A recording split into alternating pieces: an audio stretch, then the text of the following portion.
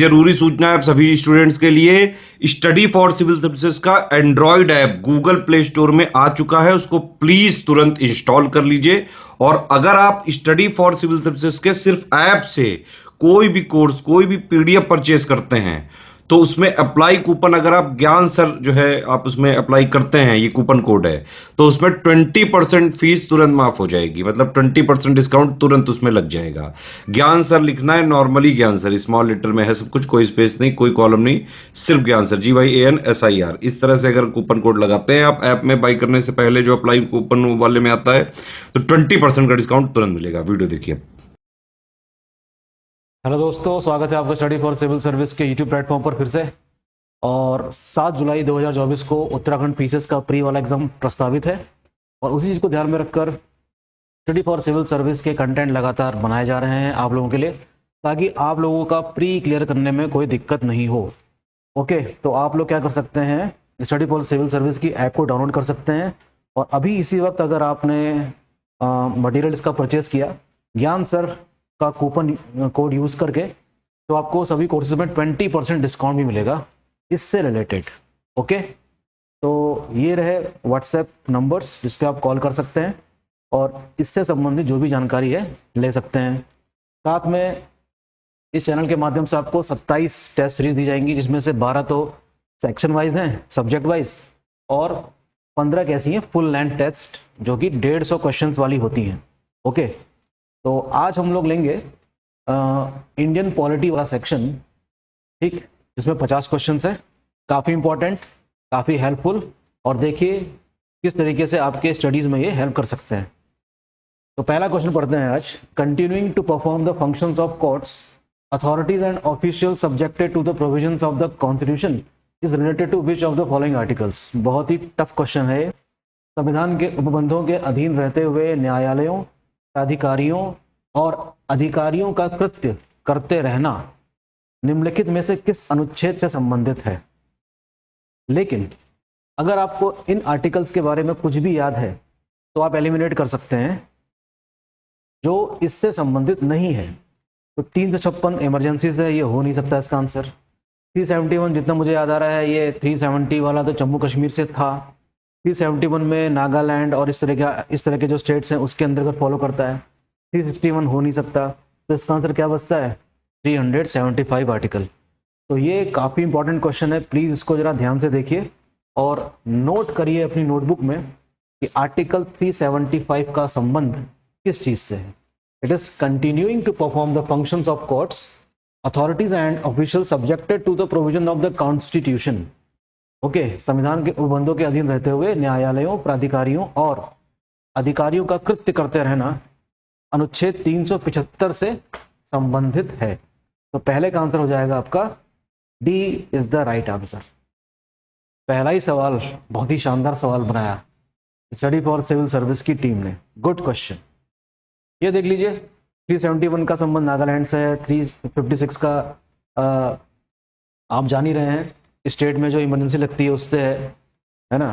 361 का देखिए, लाभप्रद राजनीतिक पद पर नियुक्ति की निहरता से है, यानी कि disqualification for appointment of gainful political offices.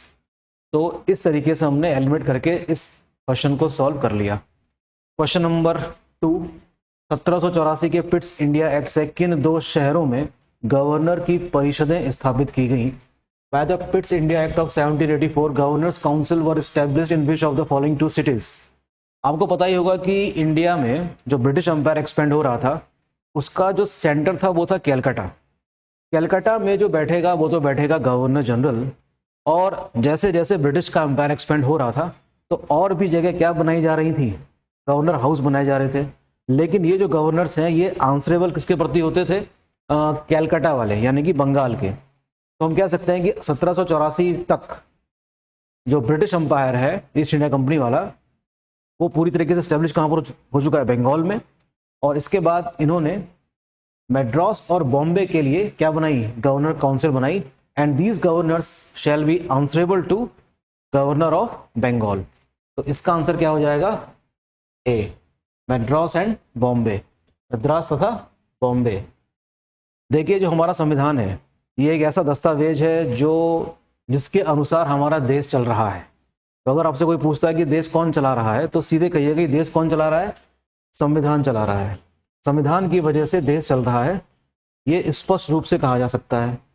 लेकिन संविधान बनना और उसका जो इवोल्यूशन हुआ है, उसके लिए हमें झांकना पड़ता है किसमें, भारत के इतिहास में, मॉडर्न इंडिया में, जिसकी शुरुआत होती है 1773 के रेगुलेटिंग एक्ट से, अगर आप समझ रहे हैं तो उसी सिलसिले, मतलब उसी क्रम में जब हम आगे बढ़ते हैं तो हमको मिलता है 1784 का पिट्स इंडिया एक्ट।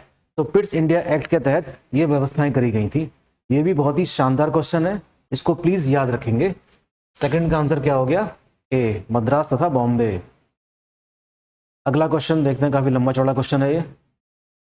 सन 1862 में लॉर्ड कैनिंग ने 3 भारतीयों, बनारस के राजा, पटियाला के महाराज और सर दिनकर राव को विधान परिषद में मनोनीत किया, यानी कि नॉमिनेट किया। तो हम कह सकते हैं कि जो भी प्रोसीजर कॉन्स्टिट्यूशन का जो हम आज देख रहे हैं, दरअसल ये हमारा एक्सपीरियंस रहा अपने कॉलोनियल एरा में। शायद इन्हीं वजहों से हमने इसी सिस्टम को अडॉप्ट किया जब हम आज़ाद हुए और जब हमारा संविधान बनकर तैयार हुआ। भारत में संविधान सभा के गठन का विचार वर्ष 1934 में पहली बार एम एन रॉय ने रखा, जो भारत में वामपंथी आंदोलन के प्रखर नेता थे। ये दोनों बातें बिल्कुल सही हैं। संविधान सभा ने 26 जनवरी 1950 को भारत के राष्ट्रगान के रूप में जन गण मन को अपनाया गया था। ये तारीख गलत है, ये होना चाहिए 24 जनवरी। तो इस तरीके से इसके 2 स्टेटमेंट ठीक हैं, पहला और दूसरा। Okay, so in 1862 lord Canning nominated 3 Indians, the king of Banaras, the Maharaj of Patiala and sir Dinkar Roy to the legislative council, and the idea to frame the constitution assembly is goes to M N Roy, who was the leftist leader okay in India in 1934। और इसकी date क्या है, 24 जनवरी है, ना कि 26 जनवरी। तो इसका answer क्या हो जाएगा, हमको पहचानना था फॉल्स कौन सा है, तो इसका आंसर हो जाएगा C3 ओनली। ये दोनों स्टेटमेंट्स पूरी तरीके से क्या है, सही हैं। Good question. सन 1938 में यह घोषणा किसने की कि स्वतंत्र भारत के संविधान का निर्माण वयस्क मताधिकार के आधार पर चुनी गई संविधान सभा द्वारा किया जाएगा और इसमें कोई बाह्य हस्तक्षेप नहीं होगा।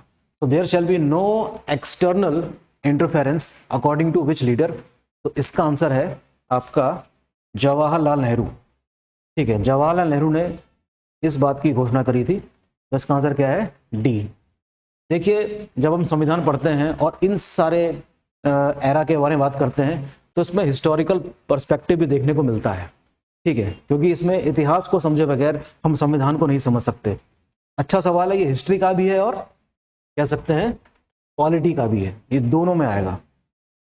क्वेश्चन नंबर 5, भारत के किस संविधान संशोधन के तहत लोकसभा और विधानसभा चुनाव में मतदान की उम्र 21 से घटाकर 18 कर दी गई थी। काफी आसान सवाल है, कई बार रिपीट हो चुका है, इसमें एलोबरेट करने की आवश्यकता ज्यादा है नहीं। इसका आंसर है 61वां संविधान संशोधन 1989। और 1989 से वोट डालने की जो एज थी वो 21 से घटाकर क्या कर दी गई, 18। जाहिर सी बात है, जब 18 उम्र कर दी गई होगी तो इलेक्शन कमीशन का जो वर्कलोड रहा होगा वो काफी बढ़ गया होगा। और हम देखते हैं कि कैसे इलेक्शन कमीशन जो सिंगल मेंबर बॉडी हुआ करती थी उसको 3 मेंबर बॉडी बनाया गया, लेकिन फाइनली 1993 में इसको पूरी तरीके से क्या बना दिया गया, 3 मेंबर बॉडी।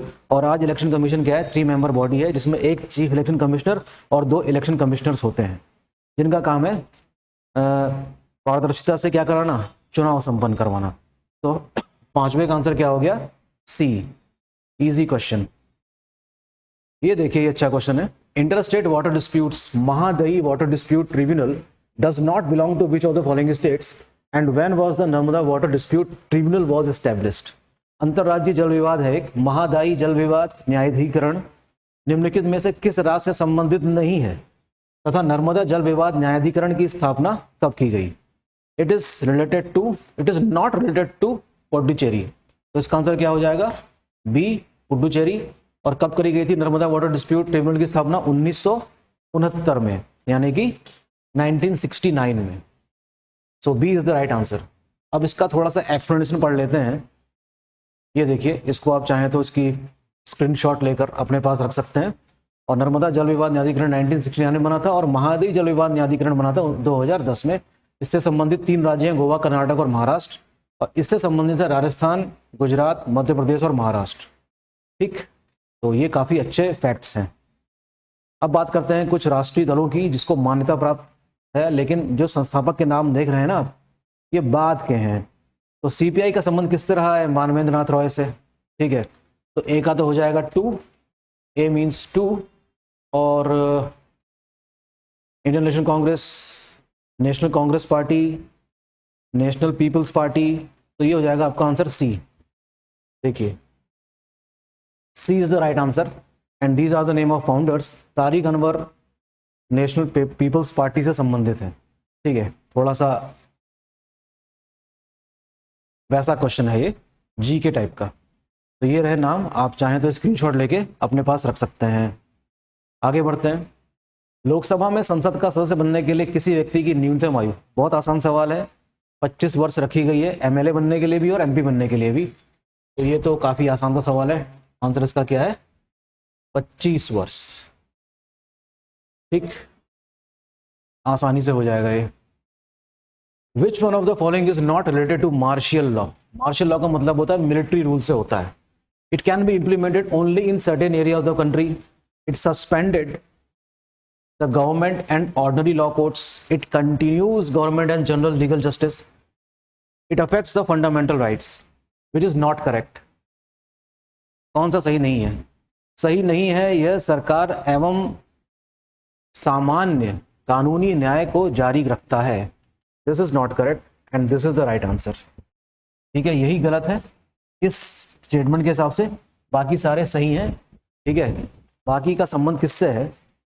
वो मार्शल लॉ प्रभावित होगा यहाँ पर। ठीक, आर्टिकल 34 देखिएगा, उसमें मिलेगा आपको मार्शल लॉ के बारे में। Question number 10, how long did it take to draft the constitution of India? ये भी देखिए इजी क्वेश्चन है, संविधान को बनने में कितना समय लगा? किसी भी जीके की किताब में ये सारी बातें दी गई रहती हैं। इसका आंसर है 2 साल 11 महीने 18 दिन। 2 साल 11 महीने 18 दिन, ये चीज़ गलत लिखी है यहाँ पर। इसका आंसर क्या होगा? 2 साल 11 महीने और 18 दिन। इजी क्वेश्चन, इसमें कुछ ज़्यादा डिस्कस करने की आवश्यकता नहीं है। Who among the following was appointed as the constitution advisor? ये भी क्वेश्चन कई बार रिपीट हुआ है, अगर आप पुराने पेपर्स देखते हैं तो आपको आसानी से दिखाई देगा। इसका आंसर है doctor BN Rao was the constitutional advisor, यानी कि संवैधानिक सलाहकार थे। 11वें का आंसर सी है, ये देख लीजिए, चाहे तो स्क्रीनशॉट ले सकते हैं आप। Okay, question number 12, according to which articles of the Indian constitution the state shall ensures just and human conditions of work and provision for maternity relief? अच्छा सवाल है, देखिए इसको थोड़ा सा मैं आपको बताना चाहूँगा। अगर हो सके तो हमारे संविधान का जो पार्ट 4 है ना, पार्ट 4, जिसमें आर्टिकल 36 से लेकर 51 तक है, इसका नाम है DPSP। यहाँ से क्वेश्चन यूपी PCS और उत्तराखंड PCS जैसे एग्जाम में डायरेक्टली आर्टिकल से आ जाते हैं। तो कोशिश करेगा कि यहाँ से लेकर यहाँ तक जितने भी आर्टिकल्स हैं, कम से कम उसकी 2-3 बार रीडिंग मार लीजिएगा।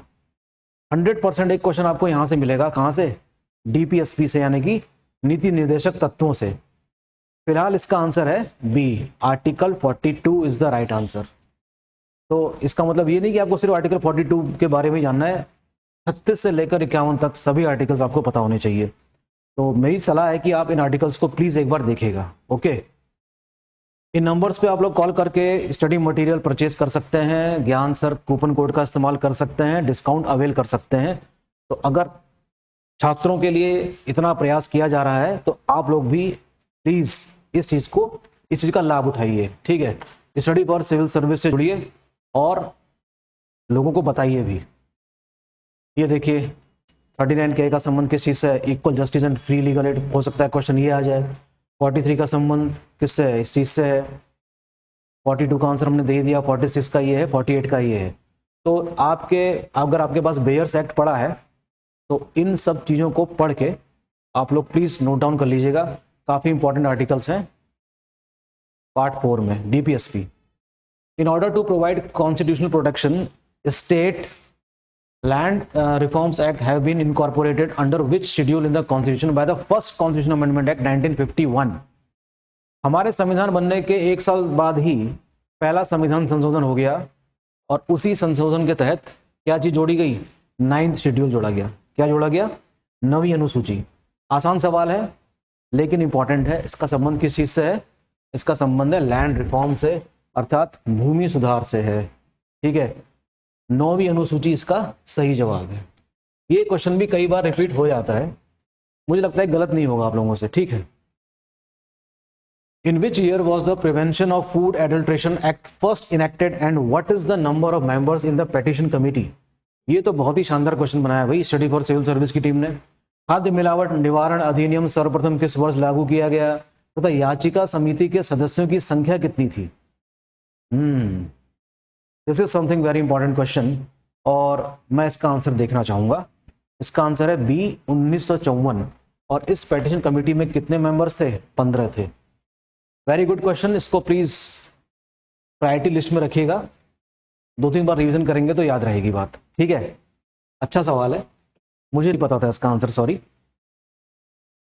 The Prevention of Food Adulteration Act was first enacted in the 1954. The number of petition members were 15.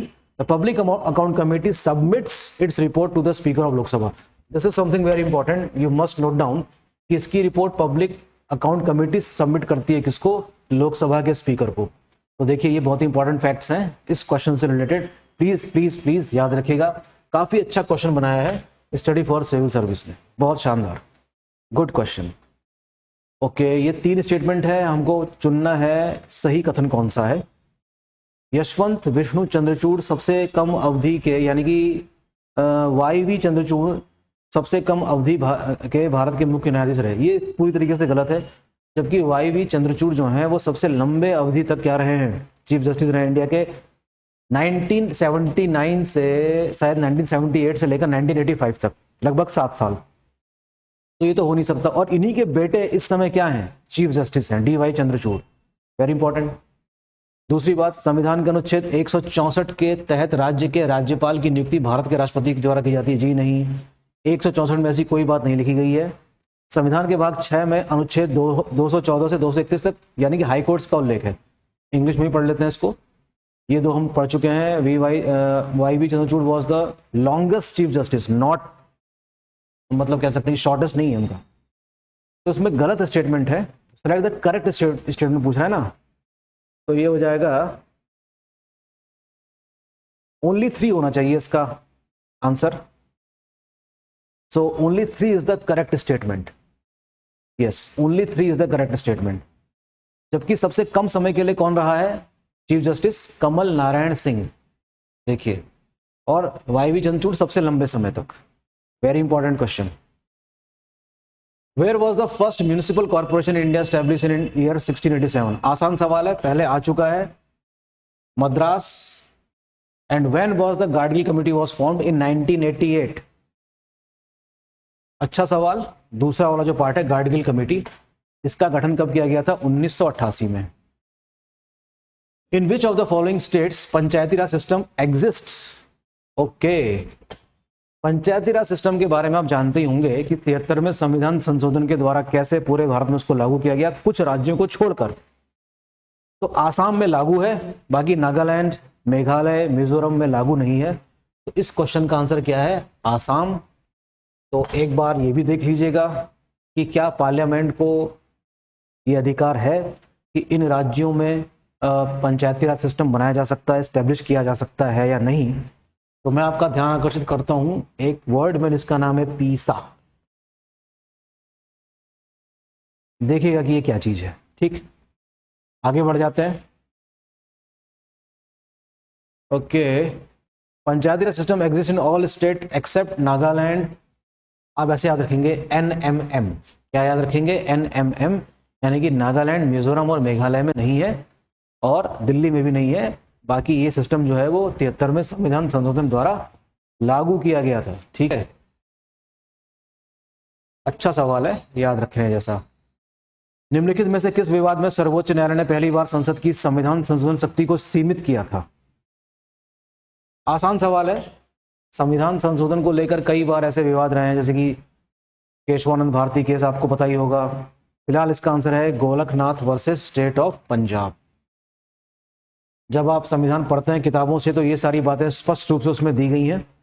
आप जरूर पढ़िएगा इस वाले पार्ट को, यहाँ से क्वेश्चन बनने की हमेशा संभावना रही है। ठीक है, तो गोलकनाथ केस तो हो गया। ये सारे केस क्या हैं, काफ़ी इंपॉर्टेंट है। ठीक है, देखेंगे आप।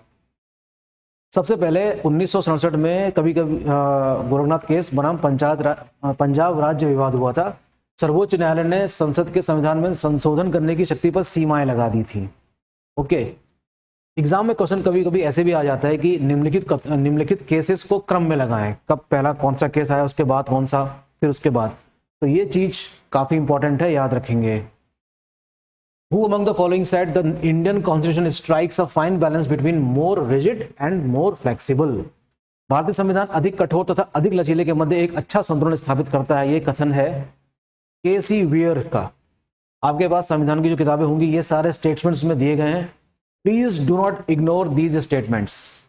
इन स्टेटमेंट्स को बिल्कुल भी इग्नोर मत कीजिएगा। इनमें से किसी का भी स्टेटमेंट आपके एग्जाम में आ सकता है, तो मेक श्योर कम से कम ऐसे 7-8 स्टेटमेंट्स हैं जो आपको याद रखने चाहिए। प्लीज उसको आज ही आप लिख लीजिए किसी कॉपी में और 2-3 बार रिपीट करिए उसको।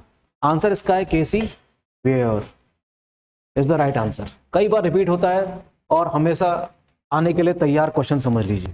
ठीक, ये देख लीजिए, आइवर जेनिंग ने ये कहा है, मैं हट जाता हूं, आप इसका स्क्रीनशॉट ले सकते हैं। ऑनेस्ट बाकर ने ये कहा है, काफी इंपॉर्टेंट। अब आपको लोकसभा की सीट के अनुसार बढ़ते क्रम में, यानी कि सबसे पहले सबसे कम वाली लोकसभा सीट को दिखाना है किस राज्य की है, और लास्ट में जाएंगे आप सबसे ज्यादा।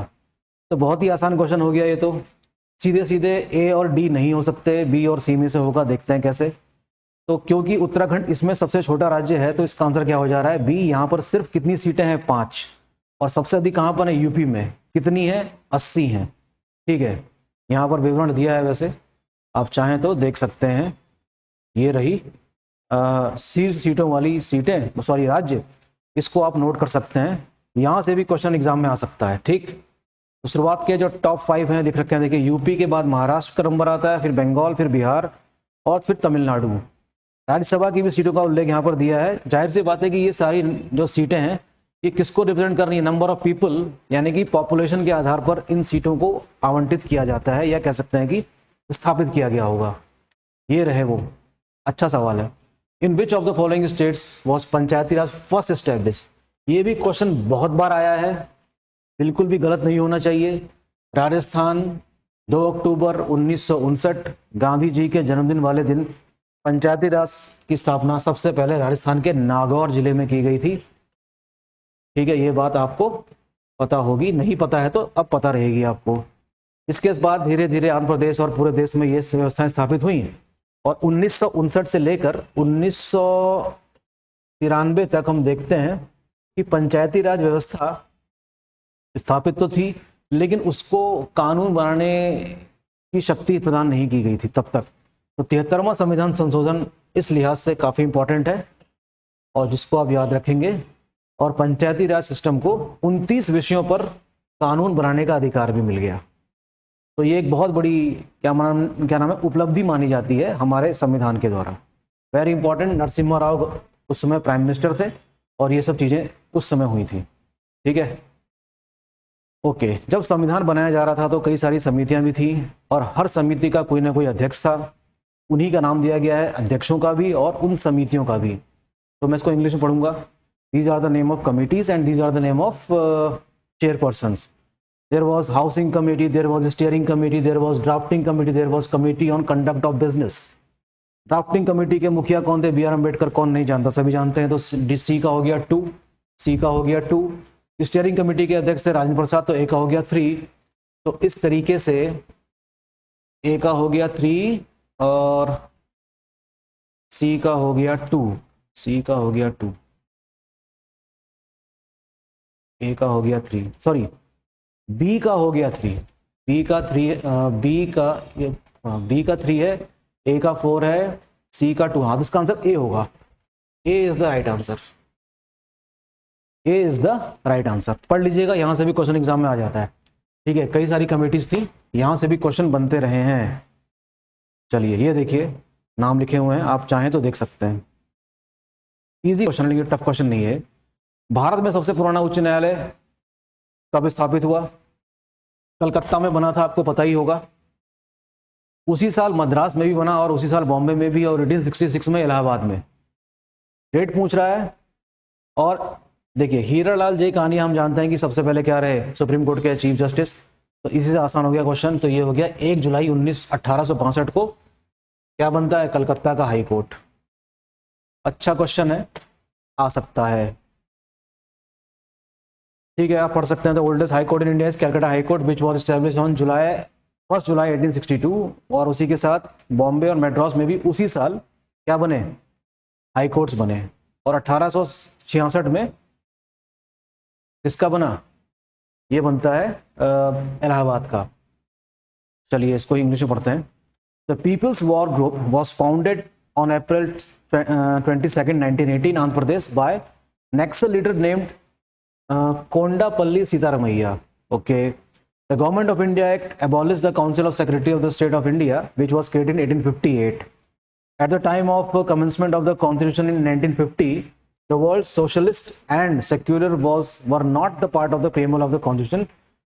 By the Amendment Act of 42nd in 1976, these words were included in the preamble. ये बात तो बिल्कुल सही है, ये सभी स्टेटमेंट सही मालूम पड़ रहे हैं। काफी अच्छा सवाल है, ये आप फैक्ट याद रखेंगे, देखना है कि सही है कि नहीं। हाँ, ये सारे स्टेटमेंट क्या हैं, बिल्कुल सही हैं और ये काफी इंपॉर्टेंट फैक्ट्स हैं। प्लीज इसको देख लीजिएगा, हिंदी में मैंने इसको नहीं पढ़ा, आप देख सकते हैं इसको, ठीक है। बढ़ जाते हैं आगे क्वेश्चन नंबर 25 में। Select the wrong options from the following. पता लगाना है कि इसमें कौन सा सही नहीं है। आर्टिकल्स दिए गए हैं सीधे सीधे। हेबियस कॉर्पस का संबंध 32 से है, कौन नहीं जानता, सब जानते हैं। Equality of opportunity in matter of public employment 16, ये बात भी बिल्कुल सही है।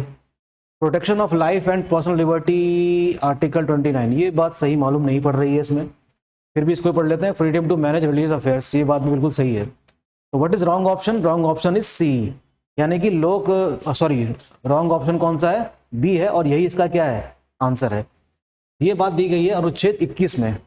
अनुच्छेद 21 को सुप्रीम कोर्ट ने अच्छी तरीके से व्याख्या करके उसके कई सारे डायमेंशंस को समझाया है कि आपको सोने का अधिकार है, आपको सपने देखने का अधिकार है, आपको जीने का अधिकार है, ठीक है, आपको शिकायत करने का अधिकार है, ठीक। तो कई प्रकार के अधिकारों को आर्टिकल 21 में सुप्रीम कोर्ट ने बड़े विस्तार से समझा दिया है, ठीक है। और इसके स्कोप को इस तरीके से बताया कि राइट टू लाइफ का मतलब सिर्फ जीने के अधिकार से नहीं है, सिर्फ जीवित रहने को ही हम राइट टू लाइफ ना समझें, मीनिंगफुल लाइफ और we can say live with dignity, इस आर्टिकल में समझाया गया है, आर्टिकल 21 में। और इसके स्कोप को बहुत ही वाइड कर दिया गया है कि right to life means is just does not mean to mere existence, ठीक है, सिर्फ जीवित रहने का अधिकार नहीं है, इसमें कई सारे आयाम जोड़ के दिए गए हैं। Very important, article 21। अगला क्वेश्चन देखते हैं। Under which of the following acts was lord Cornwallis appointed as the governor general of India. आसान सवाल है। लॉर्ड कॉर्नवालिस इंडिया में आने से पहले अमेरिका में गवर्नर जनरल थे।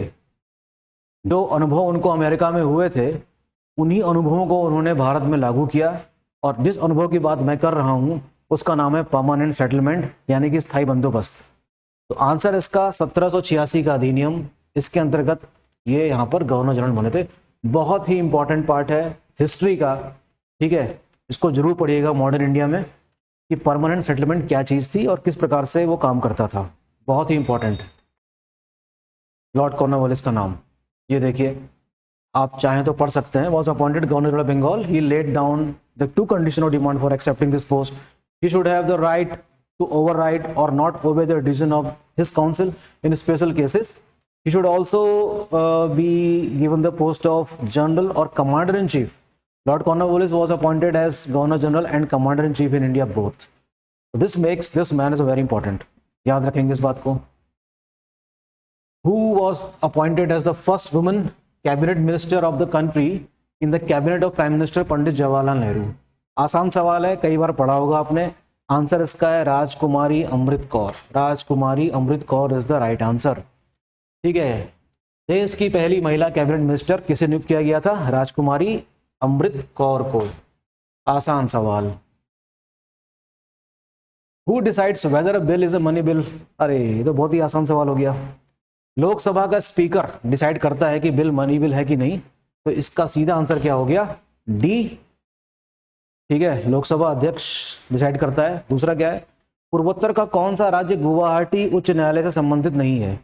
देखिए, मेघालय का अपना हाई कोर्ट है जिसकी स्थापना हुई थी 2013 में, याद रखेंगे 2013 में मेघालय का हाई कोर्ट बना। बाकी अरुणाचल प्रदेश, मेघालय, आसाम, नागालैंड, इन सब का जो ज्यूरिडिक्शन है वो किसमें फॉल करता है? गुवाहाटी, अर्थात आसाम वाले में। अच्छा सवाल है, याद रखेंगे। स्टडी फॉर सिविल सर्विस से जुड़िए और अपनी सफलता को सुनिश्चित कीजिए प्लीज। आपकी मेहनत में पानी नहीं फिरना चाहिए। अगर आप इन सब चीज़ों को ऐड कर लेते हैं अपने सेल्फ स्टडीज़ में तो यकीन मान के चलिए कि आपकी सफलता निश्चित है। प्लीज़ आप इन व्हाट्सएप नंबर पे कॉल करके जानकारी ले सकते हैं। हाँ, एक चीज़ और, इसका उल्लेख इसमें आर्टिकल 110 में है, ये भी आपको याद रहेगा। इसी प्रकार आर्टिकल 108 जॉइंट सिटिंग में, यानी कि संयुक्त अधिवेशन, ये सारे आर्टिकल्स आपको याद रहने चाहिए। Which one of the following articles of Indian constitution empowers the president of India to issue ordinance? Ordinance आप जानते ही हैं कि जब संसद सत्र में नहीं होता और राष्ट्रपति को लगता है कि किसी विषय पर कानून बनना चाहिए, तब वो इस शक्ति का इस्तेमाल करता है, अनुच्छेद 123 का इस्तेमाल करके, ठीक है। तो article 123 is the right answer. इसमें 90 जोड़ दीजिए, 123 प्लस 90 इज इक्वल टू 213। इसमें आ जाएगा आपका गवर्नर। गवर्नर के पास भी ऑर्डिनेंस मेकिंग पावर है और प्रेसिडेंट के पास भी ऑर्डिनेंस मेकिंग पावर है। इसके बाद शुरू होता है सुप्रीम कोर्ट आर्टिकल 124 से, इसके बाद शुरू होता है हाई कोर्ट आर्टिकल 214 से। याद रखेंगे ना, 124 से सुप्रीम कोर्ट कहाँ तक? 147 तक। हाई कोर्ट कहाँ से? 214 से 231 तक। वेरी इंपॉर्टेंट, याद रखिएगा इस बात को,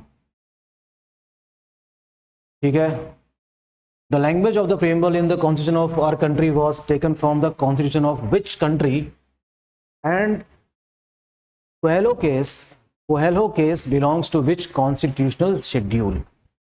हमारे देश के संविधान में प्रस्तावना की भाषा किस देश से ली गई है?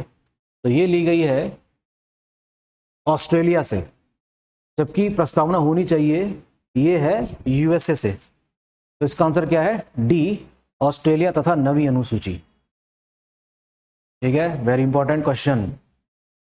भाषा कहां से ली गई है? We the people of India, तो ऑस्ट्रेलिया में कहां से लिखा गया है? We the people of Australia, ठीक है। तो ये आंसर होगा आपका Australia and the 9th schedule. Coelho का केस किस में? 9th शेड्यूल में है। अच्छा क्वेश्चन है, लेकिन अगर ये पूछा जाए कि जो प्रेम्बल का जो आइडिया है वो कहां से लिया गया है? यूएसए से। ये देखिए, क्या इस पे डिस्कशन करें क्या हम? बहुत ही आसान सवाल हो गया। बी का 3 हो गया, तो सीधा आंसर क्या हो गया इसका? बी। यानी कि कौन सा राज्य कब बना, इसमें मैं डिस्कस करना जरूरी नहीं समझ रहा हूँ, ये बात आपको पता ही होगी। Question number 32।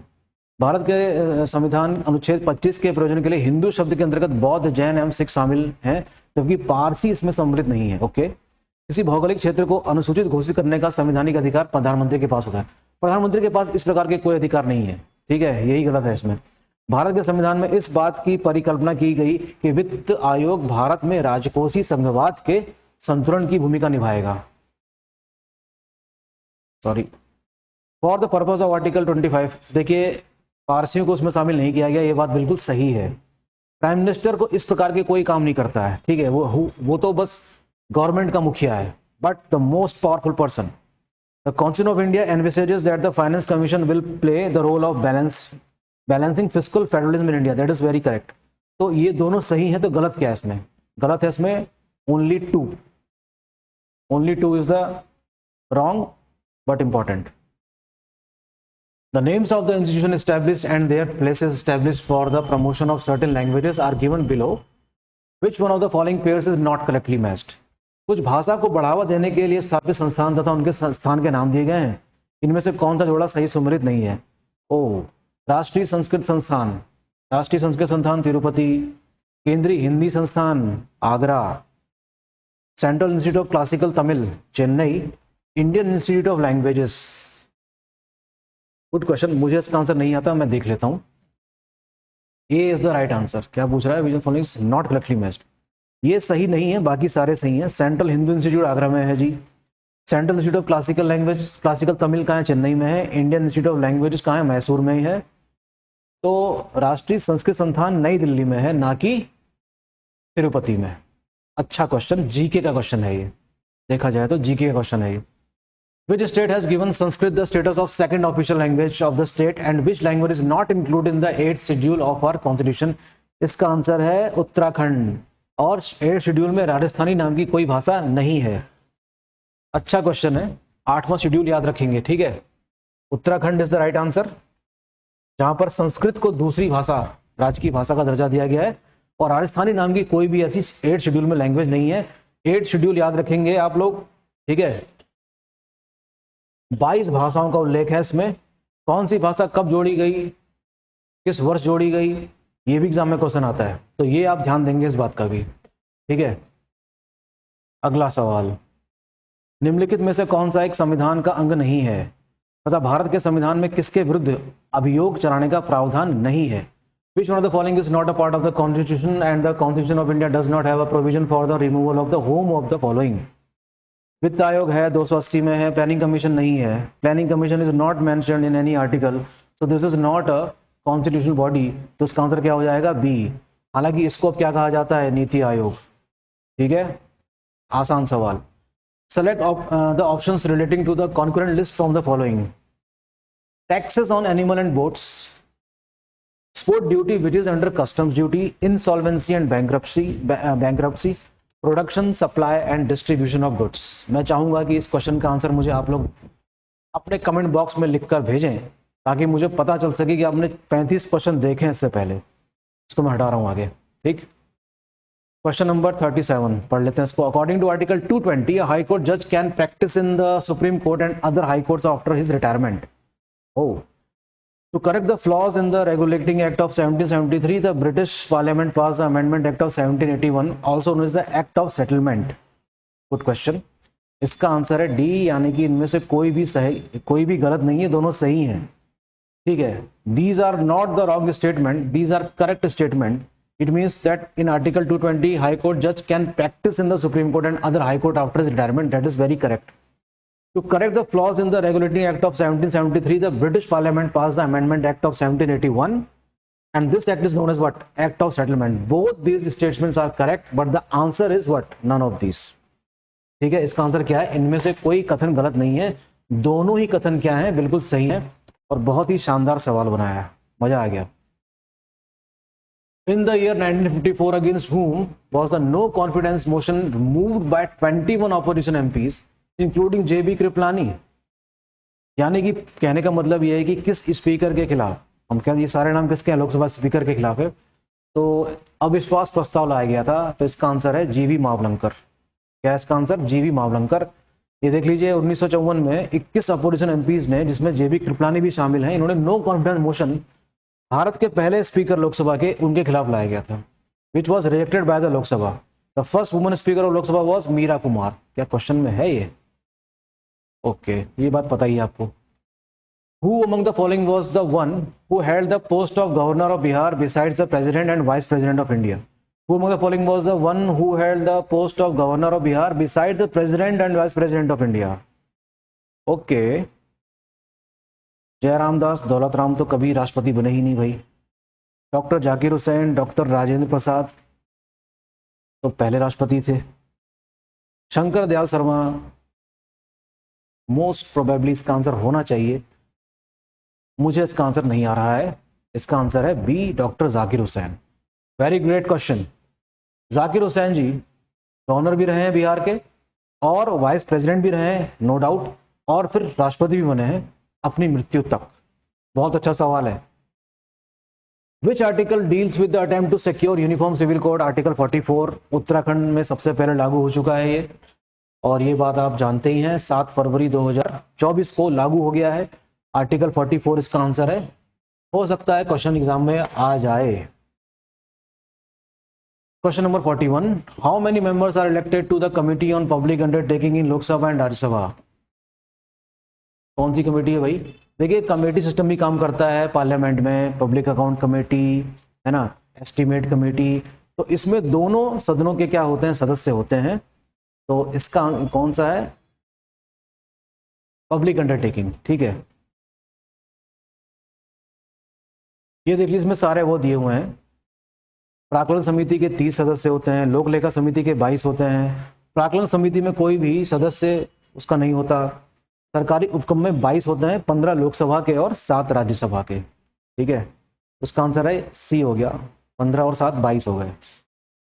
42, who was the first lieutenant governor of the newly created union territory of Jammu Kashmir and if panchayat is dissolved it should be held with in 6 month. तो इसका आंसर क्या हो जाएगा?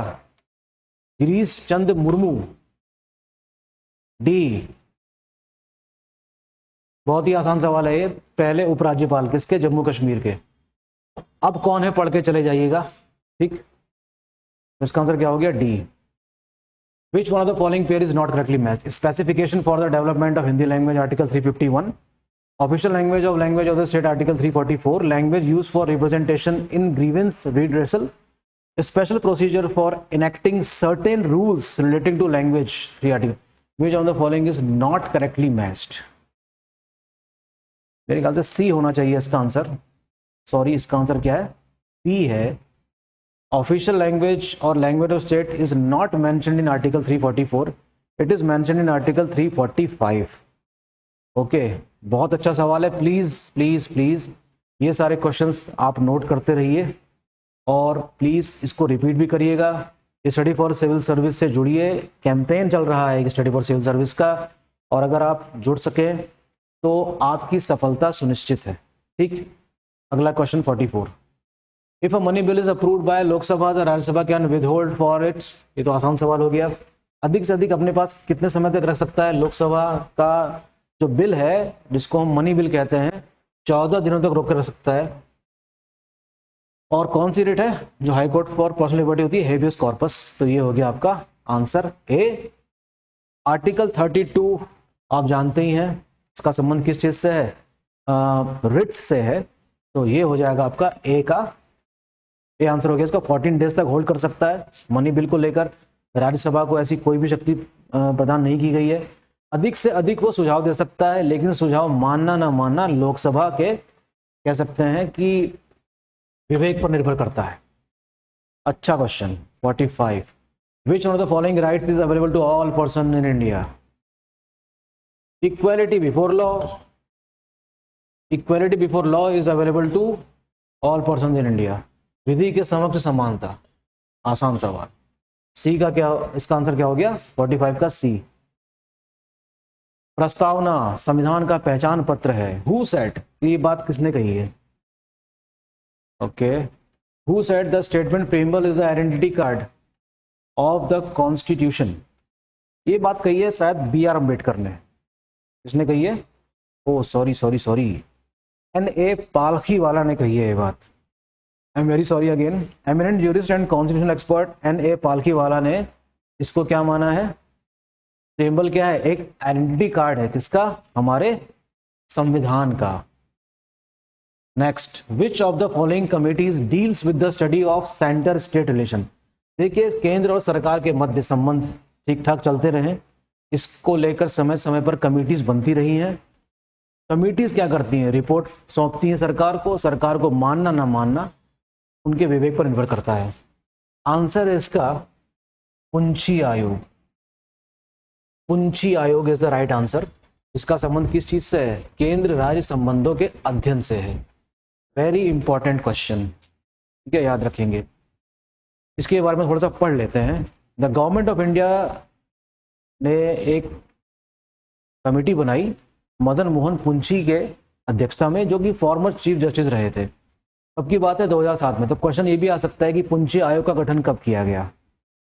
ठीक है, प्लीज पढ़ के जाइएगा। कई सारे आयोग गठित किए गए हैं केंद्र और राज्य के मध्य संबंध को लेकर। ऐसी नरसिम्हन आयोग भी है, पता लगाइएगा कि किस से संबंधित है वो, है ना। राजेंद्र सच्चर कमेटी का संबंध किस चीज से है, यही पता लगाइएगा। उसका आंसर हो गया पुंछी आयोग। गवर्नमेंट ऑफ इंडिया एक्ट 1935 के अनुसार क्या गलत है? Power were divided between centre and the state. ये बात तो बिल्कुल सही है। पूछा है गलत क्या है? Under this the right to vote was expanded.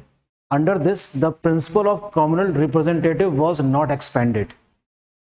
No no no, government of India 1935 के अनुसार ये बात तो बिल्कुल सही है, इसको भी एक्सपेंड किया गया था, लेकिन कम्युनल रिप्रेजेंटेशन को एक्सपेंड किया गया था, ना कि घटाया गया था।